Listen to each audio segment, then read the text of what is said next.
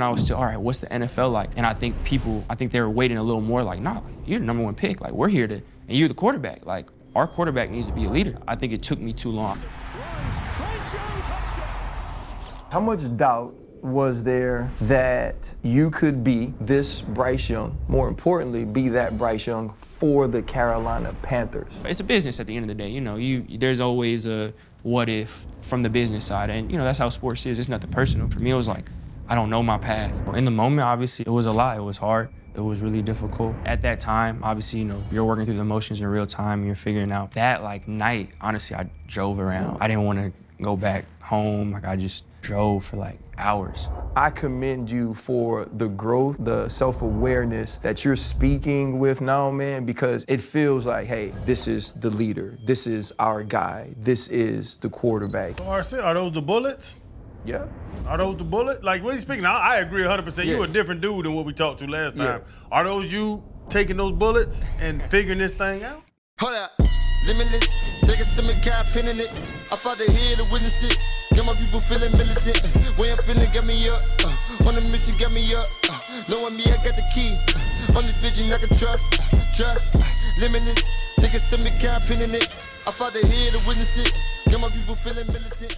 Well, the team is working. Yeah. Oh, okay. I got pearls on. Yo, what's up, baby? Good to see you. My dog. Always. Man, good to see you, boy. Uh-huh. Yes, sir, man. No, it feels like yesterday, man, we were at your parents' house. Yeah. You know what I mean? Before the draft, time flies. Bryce Young, welcome to the Pivot. This is Fred Taylor, Channing Crowd. I'm Ryan Clark. Pivot fam, thank you for pivoting with us. This is the second time we pivoted. The second time, but I think this might be a first. I think it's the edge of eating you up, RC. Oh, hey, Tatum, y'all was close. You and JT was close, but RC. First off, wet. you cannot turn me against Bryce, so it doesn't matter.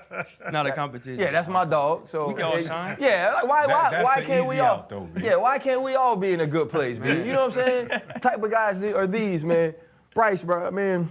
First off, just excited for you to be able to show people what Bryce Young, the person and leader, was made of throughout this entire season. But I do want to take us back to last year when you are told that Andy Dalton is going to be the starter and you're no longer the starter. What was that experience like for you, and what did you learn about yourself? That was a place I'd never been at before. Obviously not something that I was, you know, you're expecting. You never think, you know, things could go that way, turn out that way. So, you know, in the moment, obviously, it was a lot. It was hard. It was really difficult. At that time, obviously, you know, you're working through the emotions in real time. You're figuring out that, like, night, honestly, I drove around. Like, I didn't want to go back home. Like, I just drove for, like, hours. And I didn't know where I was going. I put Atlanta in my GPS. Like, I knew I wasn't going to go all the way to Atlanta, but I was just like, I didn't know what was up, what was down in that time. And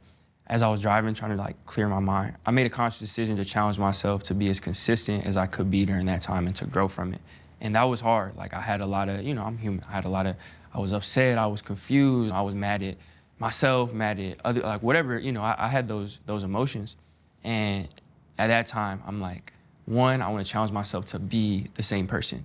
Like, I don't want this to change my personality. I don't want to show up to work with bad energy. I don't want to be a bad teammate. Like, I don't want to be, like, I was like, I'm going to be very conscious to be the same person, be kind to everyone. I'll be honest, I'm not the best, like, texter. Like, I'm not great at that. And, you know, obviously people would do that. And, you know, for good games, bad games, you know, everyone know how, you know, you get a bunch of texts. And sometimes I'm not always the best at, like, and really, in bad moments, I'm really not the best at returning those texts. Most of the time, I don't want to see it. Most of the time, I'm just like, all right, how am I going to figure this out by myself? And a bunch of people obviously reached out and texted and showed support, which I was super grateful for. And I was like, it probably wasn't that day, but maybe it was the next day. I was like, I'm going to text everyone back. Like, I'm going to be, and I'm going to, you know, I'm going to say thank you. I'm going to, like, you know, I'm going to interact with people in the same way. And that was one of the first steps. And then also, faith-wise, it was really big for me. I've always been a believer. I've always, you know, had faith. I've always had, you know, walk with God. But I think that it was a blessing to be able to have to experience it. I've had a lot of, as far as football goes, I've been very blessed career-wise up until, at that point it was like, it was kind of all positive. And then, it took a quick turn. And I'd always, I trust in God, I believe, whatever it is, I always give it up to him. But that was one of the first times in a professional sense that I had no choice. Like, and, I think that wasn't an accident. Like, I think God put me there to know that the faith is real, for me to strengthen my faith, really for me to be able to experience God in a different way. That was like, for me, I was super grateful that I am super grateful for that. Man, that's awesome. It was just trying to be as consistent as I could. I was like, I don't want to have a different routine. I don't want to stop watching the same amount of film. I don't want to do the same little habits that I had. And I'd never done any of that as a hypothetical. Before it's like, I'm going to grind in the off season because this is what's in front of me. This week I'm watching film and it's Thursday and I want to go home and I'm tired, but it's like, on Sunday, I know I'm going to be happy I watched this extra film. And that was my first time I had to do it where it's like, this might be for nothing. Like, I don't know what my future holds. I don't know anything. And that was the first time I didn't have that path. It's not everything's guaranteed, but it's like, all right, if I do this, I can get here. High school, I was rated high. It's like, all right, I can go to whatever school. I keep doing this, get to Bama. It's like, here's this path for however many first-round draft picks they've had. Here's what I could, I got to do it, but here's what it looks like. Obviously you get picked first. It's like, here's what you can do and that was the first time I didn't have a path. I had to trust God. I'm super grateful for that. What was tougher, learning to move through that adversity that you just speak about, or the expectations and pressures and the processes that come along with being the #1 overall pick in your rookie year, having to deal with that moment? Honestly, getting through that was tougher. I wasn't really a stranger to expectations. It's something I've always embraced, and I think I've been able to do that just by trying to reach onto what's tangible. Like for me, what people expect, what people think on the outside. I'm a sports fan too. I've been a sports fan. I'm grateful that everyone has an opinion and everyone has projections because that's what fuels the sport. That's what keeps it going. But also that doesn't affect me. It's not gonna be the reason, good or bad, something happens. So with expectations, I've always been able to keep it in the building. I've always been able, all right, what does my teammate expect from me? What does my coach expect from me? Right. And I've had a lot of experience with that. But yeah, being benched, not. Again, there being so much in the air, I had no experience with that. So it was definitely a humbling experience. Bro, we talked to you as the excited young Alabama quarterback coming out, mom and dad's here, and we were all, let's go. And now you done been in the grinder, you done been in the league. What was that transition or that aha moment, rookie moment that you saw that now I'm in the league? Because I always said, once I got to the league is when I started seeing dudes that I honestly in my heart knew were better at football than me. Yeah. Never saw it in high school, never saw it in college. Yeah. When was that moment for you, or what was that transition for you now? Honestly, my rookie year, again, I went to a really good high school. My last years in high school, we were, top in the country, went to Alabama.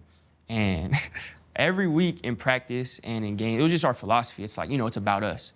And, how you prepare, especially at Bama, Coach Saban's huge on that. How you prepare, that's what is going to show up on Saturdays in college. We're able to have a lot of success, and then when games came on Saturday that we didn't have a good game, we lost, whatever it is, we could go back and have those team meetings of like, we know we didn't deserve this. We didn't have a good week of practice. We weren't focused. Going to, my first year in the league, I'll be honest, we was doing everything right in the league. Good. Exactly.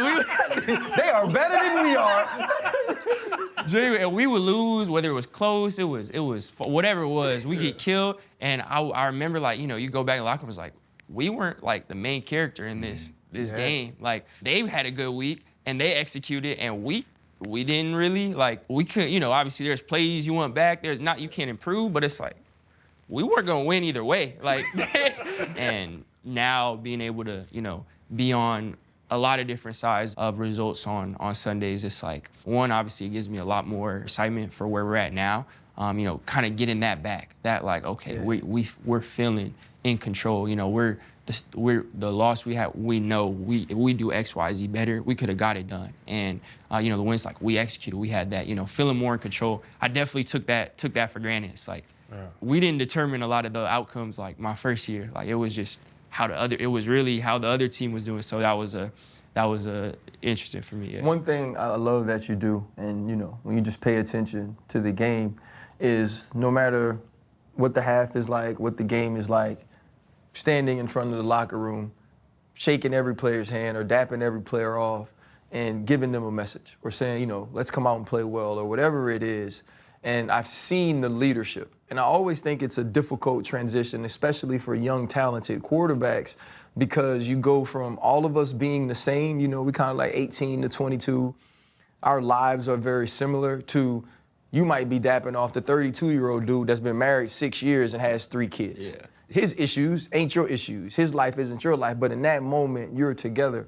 How did you adjust to the leadership position in the NFL? Yeah, that's a great question. That's one of the things that I look back on a lot and feel like I've learned and I've reflected on a lot. I definitely kind of came in with that mindset. That's, again, I kind of just followed my past plans. In college, I was able to, my freshman year was like, that was the year they went undefeated.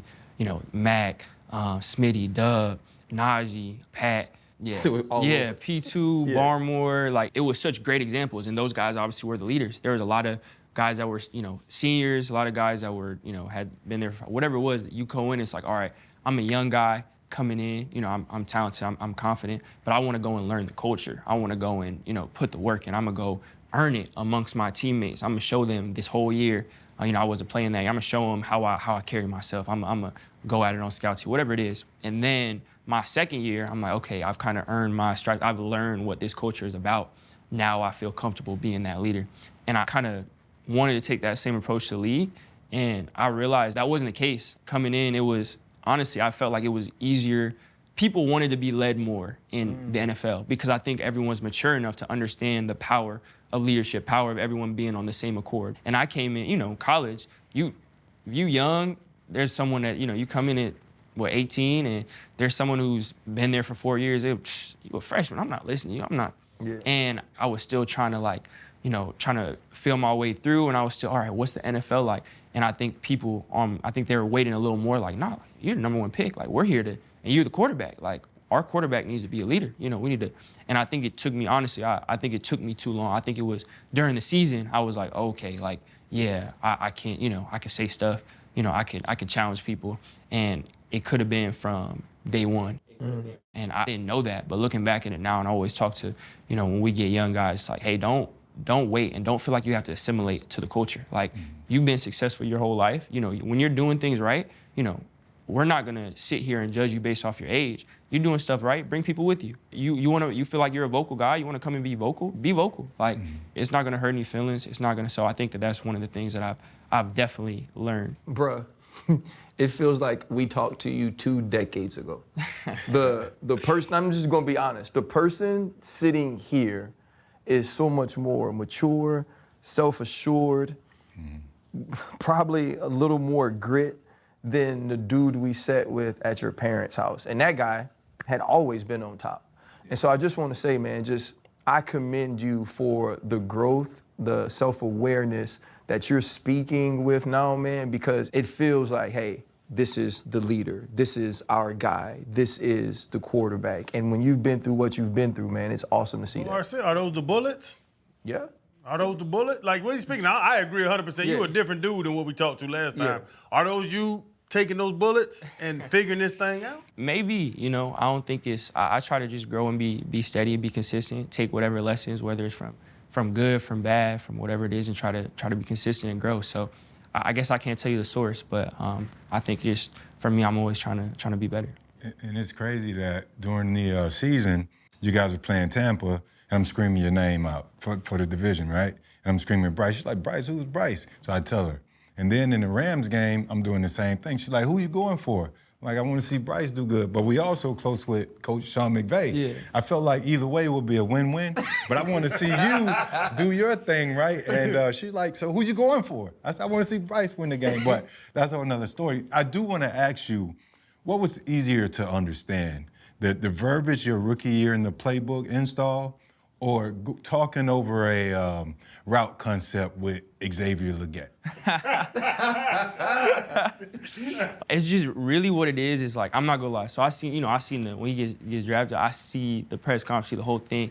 I'm like, Right. I don't know how these are gonna go. Right. And call him I reach out to him, text him. He comes to the facility. Next day, I talk to him. And that first day, it's the same thing. It's a lot of context clues, a lot of pieces together. But honestly, I think it was probably for that first day, and it's it's an hour. They go over there, see the locker. The next day, like from that point forward, next conversation, okay, I get it. After that, it's like now I don't even hear it. Like now it's just like normal. So it's like you get once you're around it all the time, it becomes normal. And the funny thing is, I think it's last year we're out in Cali, we're driving, and he's on the phone. He's on FaceTime, and I'm just driving, and I hear someone that he's talking to, and crazy enough, it's even stronger of an accent than he has. I'm like, who's that? He's like, oh, just someone from back home, back in Mullins. I'm like, bro, there's more of you? Like,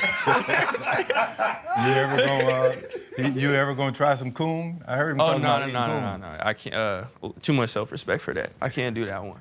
It's actually not that bad. It's pretty delicious. I'm not gonna lie. If it could be on the side of the I'm from road, Louisiana. if it could be on the side of the road, I can't count me out. If you let a don't eat cow deer? go, a cow can get Deer? hit by Have you ever a had car. deer? But that's that's not the. It's not a rodent. Yeah, exactly. You know exactly what I'm trying to say. Man, y'all funny acting. Hey, yeah, I mean, Y'all funny acting. I went to one of my dad's birthday parties, man, and I remember my uncles and aunts, they were fighting over the raccoon heads. Oh, that's Because they had the whole coon on the table, and then when they was leaving, they was like, nah, that one's my head. I was like, y'all got it. Like, I'm not really tripping on that. Like, it's not really that important. But I come from a family that lives like that, man. I remember making the tape. It's Monday morning this season. You guys just played Atlanta Falcons. You threw for 450, 3 tuds. You win, and it's like,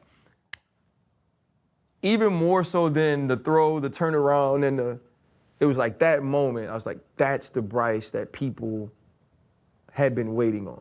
And you finally got to show all the skills you possessed. And not only that, it turned into a big win. How did you feel after that game? Was it necessarily a turning point, or was it an opportunity to kind of exhale and say, okay, not only can I do this, but we can do this as a team? Yeah, I really think, what you said at the end, that's really the biggest part. It was like, I felt like, it was just great for us as a team, as a unit on the offensive side of the ball.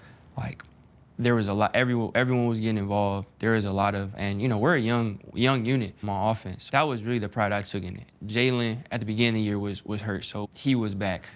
X had missed some games, he was back. And then, T-Mac had been consistent. We had everyone there too. Rico and Chu played that game. So that was one of our first games really where we're at full strength. And good week of practice. Everyone was in a good mindset pregame. And I thought for us, it was just great for us to see, we're capable of doing anything. It's not a hypothetical. It's not just maybe next, as we keep getting and developing, it's we can do that right now. And then, obviously it's just on us to continue to build off of that. It's funny you talk about Rico and Chu. I think Chuba Hubbard is who you're speaking of? Yeah. When he got hurt and then Rico dialed him. Yeah. When Chu gets hurt and Rico go out there and hit him for 2, then Chu comes back. How is that in the locker room where, man, I gotta get the ball to Rico some more. I done seen him break 60. I saw you drop the little out and up on him. Yeah. You know what I'm saying? With that transition of the starter getting hurt and that dual running back thing that happened, it was very interesting to see that you have to integrate guys back in. Yeah. But we still got to get Rico some carries because he done went crazy over these last 3 weeks. Yeah. It's just, that's the league. That's the business of it. It was, you never, because, obviously Rico came from Dallas the year before. And, Chu's been our guy for a while, and so it was, all right, we're gonna have a 1-2. Chu, we all knew he was capable of in the building, and then you have someone new. It's you see practice, you see training camp, and then you never know. For Rico, it was just Chu went down, so it's now I'm getting all the carries, I'm getting the bulk of it. Now I'm getting stuff in, obviously, show everyone what he was capable of, what he could do. And one thing that I'm super grateful for, and I commend them both for, is that they're it's a really tight running back group. They all get along great. So for us, it was we got 2 guys that we know can go. We know have juice. We know are huge for us.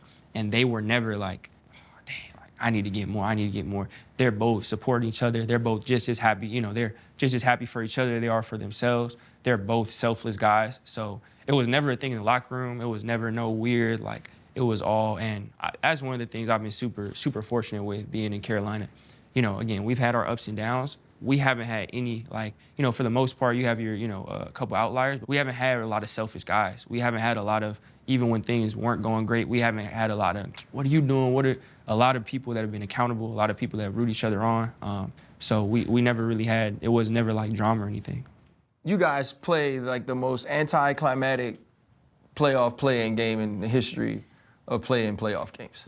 You know what I'm saying? It's like, yeah, if Carolina wins, they're in. But if Tampa wins, we still don't know who's in because the Saints got to play. You know what I mean? So it was all of those things. And there was conversation like, hey, man, it's the Carolina Panthers. Like, I remember being on First Take, and they were like, they got no chance. I was like, how can you say that?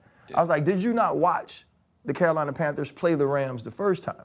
And so you have all those conversations, and the game comes down. It's fourth down. I think it's you throw it to Jimmy Horn. It's low at the end. He doesn't come up with the catch. But you played so well. The team played so well.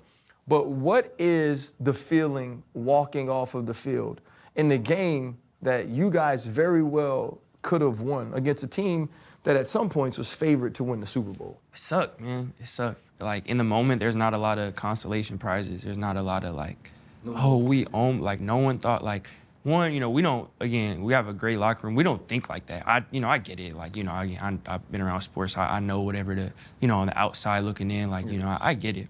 But for us, it's like, we thoroughly believe this year, you know, we could beat anyone. We've, you know, for us, we look at it, you know, we had some good wins. We also respect it enough to, like, all right, it's a league. You know, we can, if we come in and we're not humble and we come in arrogant, we could lose anyone. So it's like a ton of respect for the Rams. I'm a huge Stafford fan. Like, I love watching on film. We, you know, a ton of respect for them. But we're coming in like, okay, like, let's go to war. Like, let's do it. Like, you know, we've worked. It was a great atmosphere, great environment. You know, we worked for this. Like, you know, it's win or go home. Yeah. Let's go 1-0. Off season, whatever, you get to reflect. Like, all right, we know we're capable of. Let's keep building. But in the moment, it's like, we were this, you know, we're this close. We're, you know, we're all. If I could have done this better, if I could have made this play, and everyone's looking like that. So, just as competitors, like it sucks not being able to keep that season going. There's a lot of talk about the speed changing from regular season to playoffs. Could you see or tell the difference in that? Less of the speed, more like the gravity, if that makes sense. Like, just the gravity of the plays. Like, you know, it's like you know, it's, you know, when you're playing week 5, it's like, you know, that we lost that series. Like, all right, well, only XYZ left in the game, but then we got it's like, you know, third quarter, halfway through the third quarter, you come off the sides like, we might have 2 left if we don't, in the year, if we don't get this right. You know, it's like, so it's the gravity, you know, taking care of the ball, you know, that's a big, again, your whole year comes down to that. So I think more so than that, it was just like, all right, how do we deal with, you know, like the weight of it, everyone rising up, stepping up to that occasion. You know, your details, they become that much more important in those situations. So really that's kind of what I felt. How did that compare to college football playoffs for you when you talk about the gravity? You obviously played at the highest level of it in college, but even in a first round playoff game in the NFL, when you talk about the gravity of the moment, I always tell people this, in the playoffs, to me, it wasn't that the positives felt like so much more of a high. Yeah. It was that the negatives felt like so much more of a low. Yeah. Right? A missed tackle for me, or you give up a big catch, and you was like, damn, we ain't gonna win. You know what I'm saying? I didn't lost the damn game. In the first quarter. In the first quarter, I lost the game, y'all, my bad. You know what I mean? How did that compare to you, though, the NFL playoffs to the college football playoffs? Yeah, it's like, you know, it's similar, but at the end of it, it's a lot more intensified. Yeah. Like, you know, I feel like in college, it was like, you know, you really go down and think, like, for me in college, like, we're going to score on every series, every drive. Like, if we need to go and put up 50 points, then that's what we're going to do. And obviously you don't do that, but it's like, you know, the next drive, like, we're gonna score. Like, that's just your mindset. And obviously in pros, it's not like that, you know? So it's just the margin of error is so much smaller. Yeah. So because of that, it's like, no, like, you can't just make a reckless pass. You can't, like, you know, you have to, all right, when's the time to go for it? When's the time to be aggressive? When's the time, all right, third down, it's 3rd and 18, like, we need the field position. Like, all right, well, number one if we get the dream look. If not, all right, this 6 yards to the tight end. Now we can play, now we can help the defense. We can play complementary football. This isn't the time to be like, So I think it's just like situationally, like it's a lot more intense. To that point, bro, the QB1 is something special. LB1 is not that special. WR1 is not that mindset special. is not, man. Yeah. I was LB1 for a while. They don't treat. They definitely don't treat you the They same. don't treat you the same. You've been LB1 in college, and that's why I thought about when RC asked that question of like now the level of holding a $1 billion organization as QB1, where when I'm watching the game, Carolina's playing whoever, it's your little ass sitting up there smiling. Taking the football, throwing it to this hand. You doing all that goofy shit with the ball. But like the difference between like college to NFL QB1s, it has to be a huge jump. And to the fact that you were QB1, then not QB1. Yeah.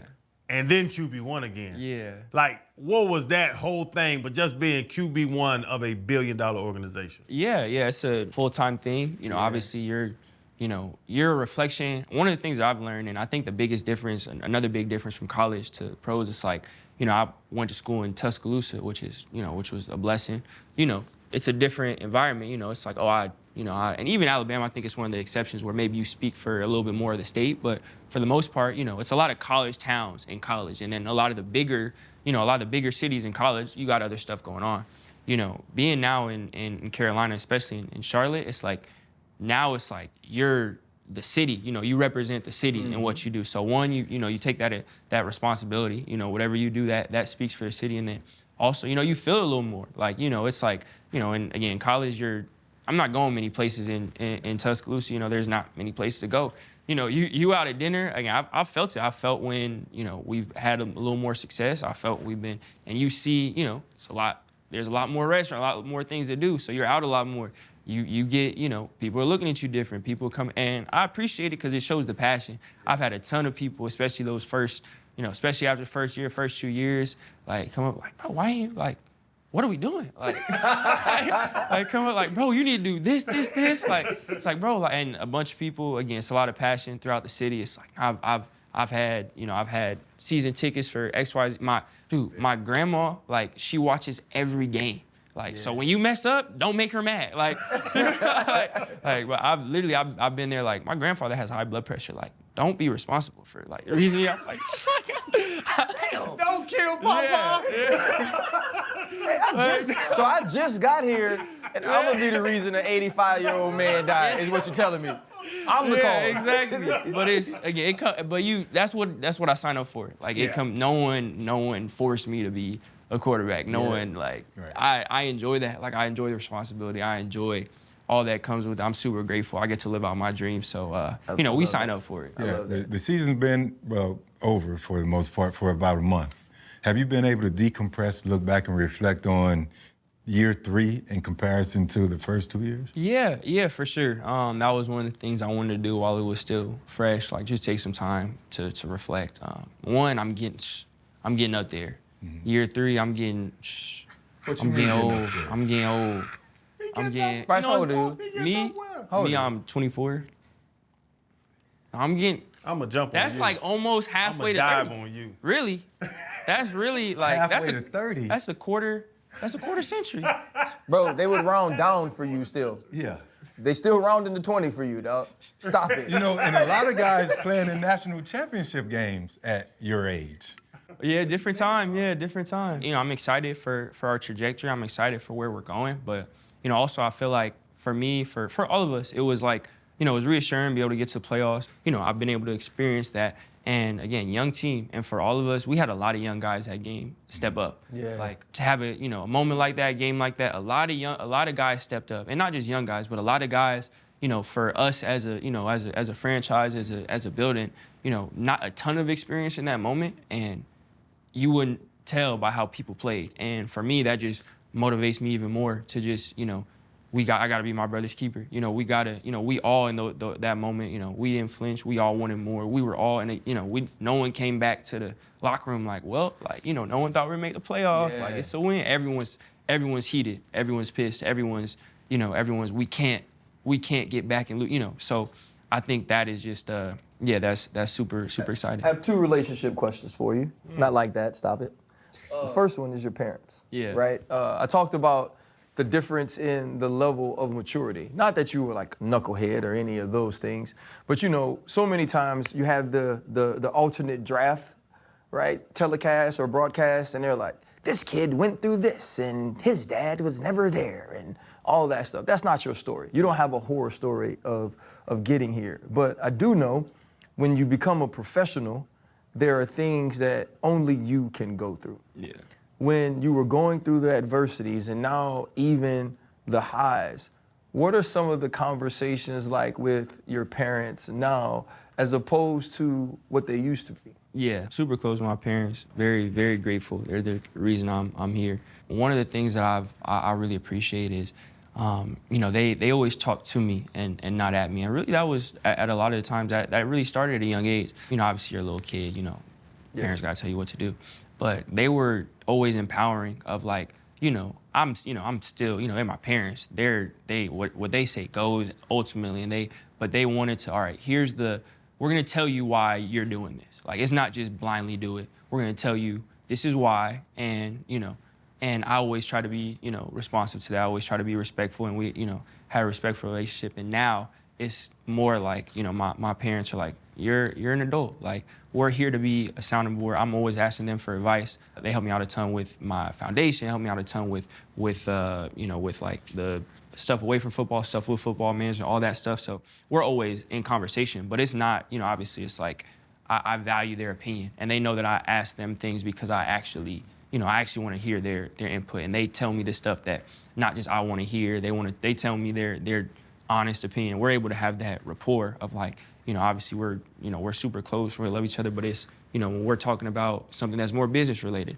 like my dad will tell me like, yeah, you should do this, or no, you shouldn't do it. And I don't want to. I want, like, yeah, but here's what you do. But also it's like, if you say no, all right, then, I'll go with that, and that's what it is. Like, here's here's how I see it. The but pros and the cons. Exactly. Yeah. So I think it was just, for me, being able to have that relationship, and those are my role models too. So it was like, for me, I wanted to learn from them. And it was not just like, oh, how'd you get, like, I know a lot of, like, they'll tell me about decisions they made. They tell me about when I was younger, this is what we were doing, this is what was different.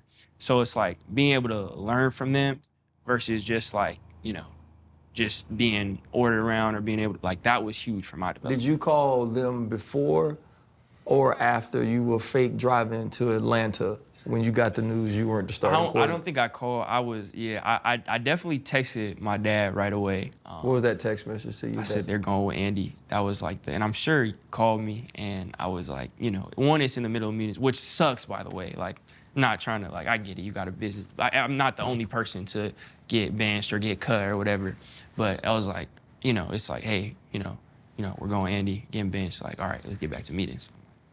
What I'm gonna do for like the next hour? Like, I'm not thinking about, like, I'm not the most receptive to whatever game plan is going on. Right, like, I need a little time, like, right. But I just, so, and then I think we did talk, and that's the only person I like talked to, like, both my parents, like, that I could like really like verbally talk to, and I just, they were just, but they know me well enough to know that, like, that was obviously not my first hardship just in life. So they know that I'm a kind of detached, like, be by myself. Like, I'm a probably more isolate myself, and they respect it. So something financially y'all had to go through, because were they okay with you buying them pearls? Me? I got on you earlier. Your daddy said, "Yeah, bro, get you some pearls." These bro, these are a couple hundred, not a couple thousand. But if they financially were now, because I know we went through it. I talk about it all the time. Where like I was gonna get a Hummer. Yeah. The big dumb H1s, and I went and bought me a big dumbass big white H1 with no shocks, and worst vehicle decision I ever made in my life.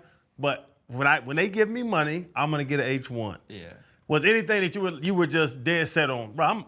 You can go to hell. Like, I'm about to get this. No, not really. I like to think I'm not there's certain things that I'll spend on for sure. Like, But I like to think I'm not a huge spender, like just naturally. I think my parents were very fiscally responsible, so it probably rubbed off on me. So yeah, it hasn't been anything that I was like, haven't got. I'm normally trying to figure out how I could either get things the cheapest or I could, get it for free or whatever. Like I'm normally willing to do you that. Just want the pearls. The pearl.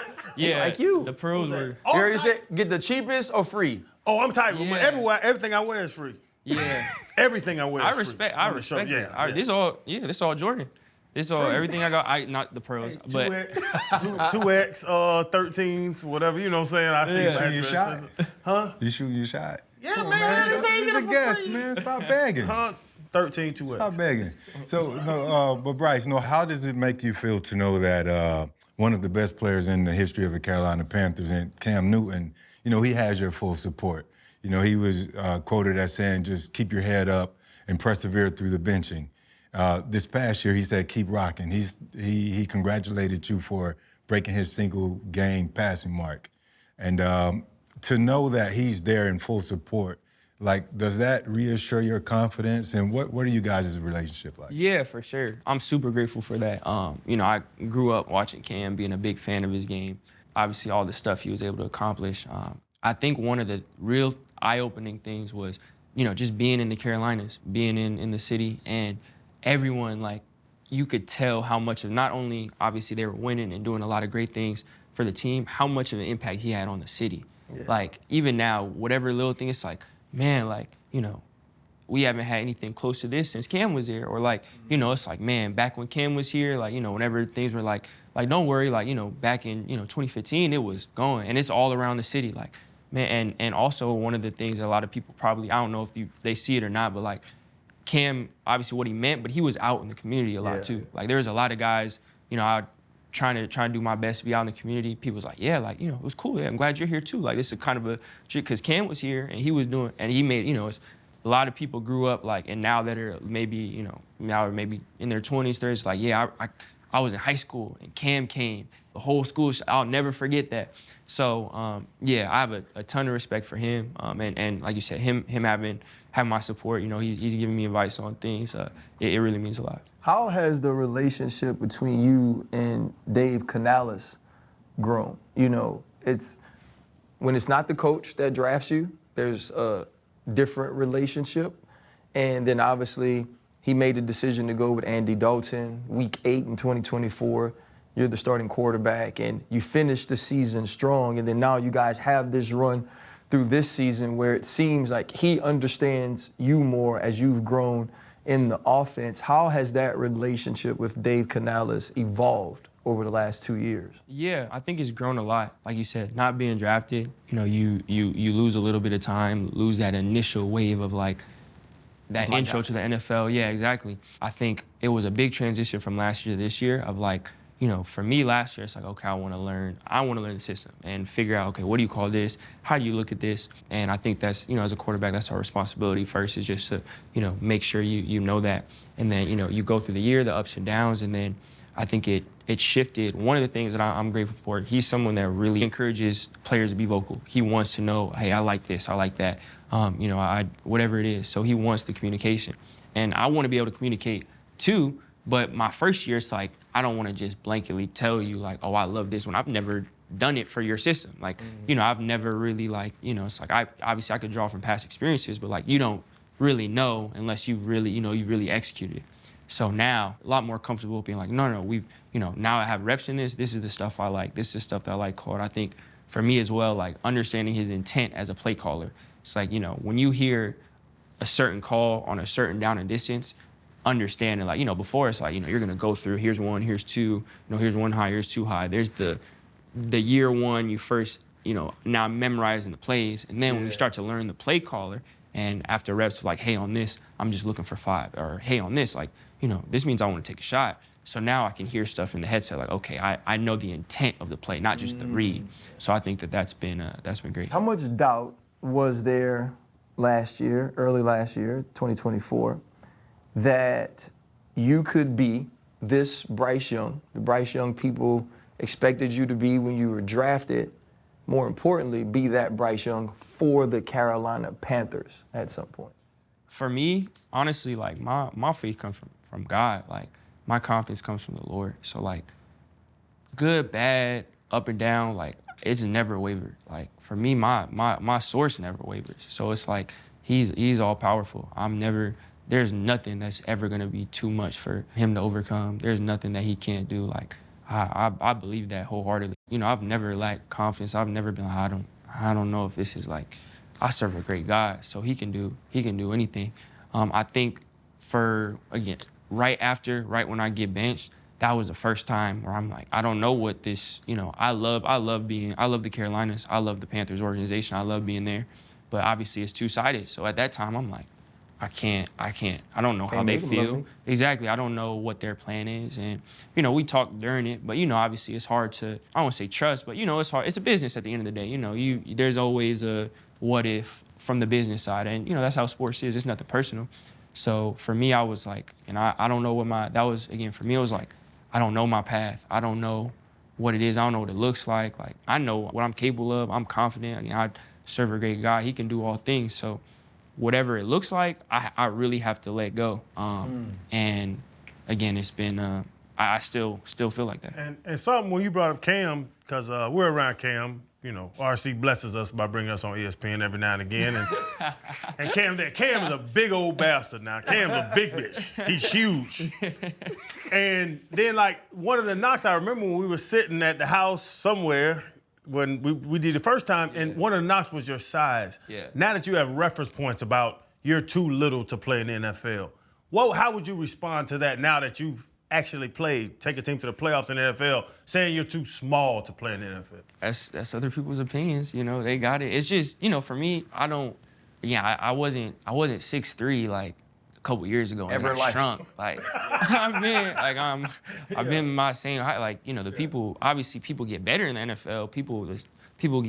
They don't really get that much taller. Like, people aren't like, I didn't walk out. Somebody hit puberty at 24. Yeah, like they didn't get. So yeah, I mean, yeah, like it's not something I don't drop back. Like, oh, if I was 6'3", this would be easy. Like, I don't drop back with that frame of reference. Like, I go out and be myself. So I guess that's my really only thoughts about it. Yeah, speaking of quarterbacks, maybe the last 2 years you would probably have gotten a call from Tua to sort of help big you up.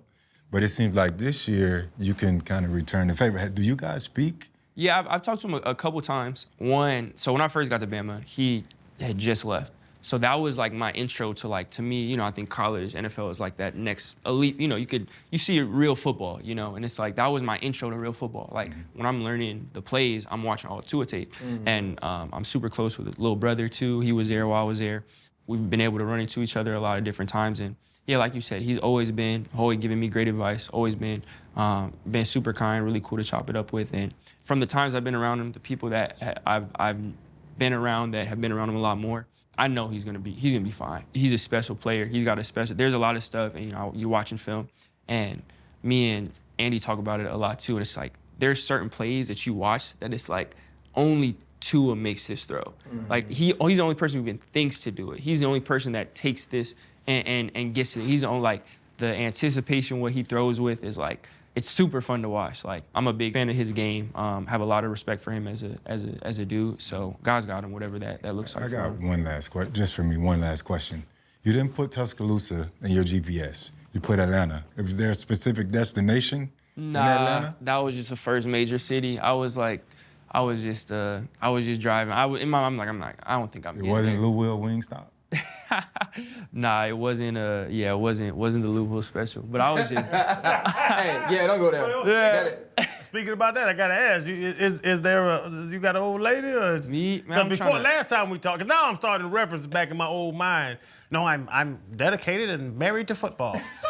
Is what you were saying. Now you got a little something that's to you. still what I'm saying. You know, I just You play ain't football. got no old lady, man. You a good-looking, light-skinned man. Like, if I had a 22-year-old daughter, I might, you know, give her your number. I try to keep the personal. You knew Play football, you know. You knew that was coming. Sort of to Fred's question, and it was his question that made me think of it. You are forever connected to CJ. From the same place, right? Came out of school together, goal 1-2.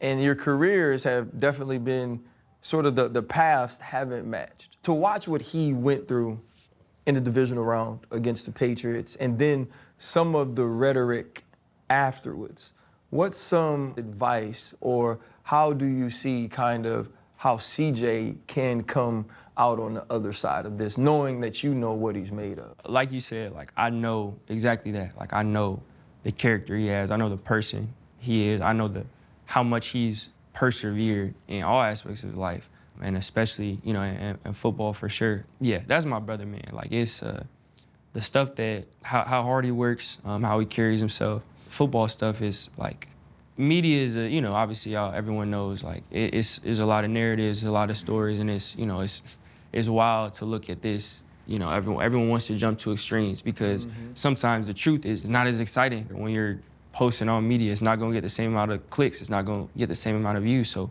you know, it's easy to try to jump, all right, like, now we can make it as extreme as possible because it's gonna help my, you know, it's gonna help my platform, it's gonna help get engagement. End of the day, like, we know what's, like, let's not, like, I don't know why people act like they haven't watched him go and dominate this league. Like, we've all seen it. Like, and also one thing, like, the quarterback position in general, like, this is one of the rare sports, like, you can't call ISO on in the NFL. Like, it takes 11 on one side of the ball, 11 on the other, 11 is like, for everything. And, you know, we all sign up for that criticism. We all sign up for the credit. You know, we all want to take the bullet for the team. That's, you know, that's our jobs. But at the end of the day, like, we can't control everything. And, like, we know what he can do. We know what he does. We've watched him have such crazy, you know, do such crazy things in this league. And, like, that's who he is. Like, don't get that twisted, like, ever. Like, that's who he is. And media wants to make things, you know, fans, that's part of the thing, you know, it's gonna be up and down, whatever it is. But I know who he is as a player. I know who he is as a leader, as a person. And, like, he knows that too. I know that as well. So it's like, I'm excited to watch what he does. That's my guy. The last question, because we all asked biggest pivot. I think we asked you that before, even though you were a baby. He's still a baby. He's 24, right? He was 21 when we met him the first time, okay? It's only been 3 years, and, you know, I've talked about the growth repeatedly throughout this conversation. If you could go back in time on draft night when you're sitting in the room and give yourself one piece of advice from this person that has grown through these 3 years, what would you tell yourself before they call your name with the first pick the Carolina Panthers select Bryce Young? Just don't be afraid to be you. I think that was, you know, talked about it a little bit earlier. Like, I wanted to ease my way in, kind of feel out, you know, what's the temperature like in the league, you know, how are the interactions? And I didn't understand early on how much it was the other way. It was like, you know, coming in my situation, it was, all right, what are we doing now? What are you gonna bring? How are you gonna change this? So I think that would be the biggest, is just like, you know, be yourself. And for me, it's like, you know, I try to do all the things right. I try to make sure that if I'm holding other people accountable, I gotta hold myself accountable first, and definitely don't lose any of that. But, you know, don't be afraid to ruffle feathers. Don't be afraid. Don't feel like you're too young. It's not just a selfish thing either. It's what, you know, it's what the team is looking for. It's what the team needs. It's what, as an organization, we need. Like, I have to go be that. Like, I want to. I embrace it, and it's what's best for us, for me to be able to do that. So I think that'd probably be the thing. You never know what you're gonna get sometimes when you sit down here. I am extremely happy we got another opportunity to sit with you, man. Like, I am proud of you. You know, I text randomly, and you're right, you're a bad texter. Sometimes you text back, sometimes you don't. What I've learned is to not get my feelings hurt. I just text you and Craig at the same time, because he always responds. That's my dog. You know what I'm saying? That's my dog. So I do get to talk to one Young. I'm like, see, somebody read it. You know what I mean? But nah, man, I'm always rooting for you, man. Extremely happy for you that you are where you are, man. I just can't wait to see what you do going forward, bro. Appreciate that. Man, thank you, bro. Yeah, Craig always got me. That's why I don't even be tripping. Jump on the group. Jump on that group thing. Yeah. You know what I'm saying? I'm like, I'm gonna text them both. Because if Bryce don't hit me, I know Craig gonna text me back, and I'm gonna feel all right about it. You know what I'm saying? Hold up, limitless, niggas stomach got pinning it. I fought the head to witness it. Got my people feeling militant. Way I'm feeling got me up. On the mission got me up. Knowing me, I got the key. On the vision I can trust. Limitless, niggas stomach got pinning it. I fought the head to witness it. Got my people feeling militant. Way I'm feeling got me up.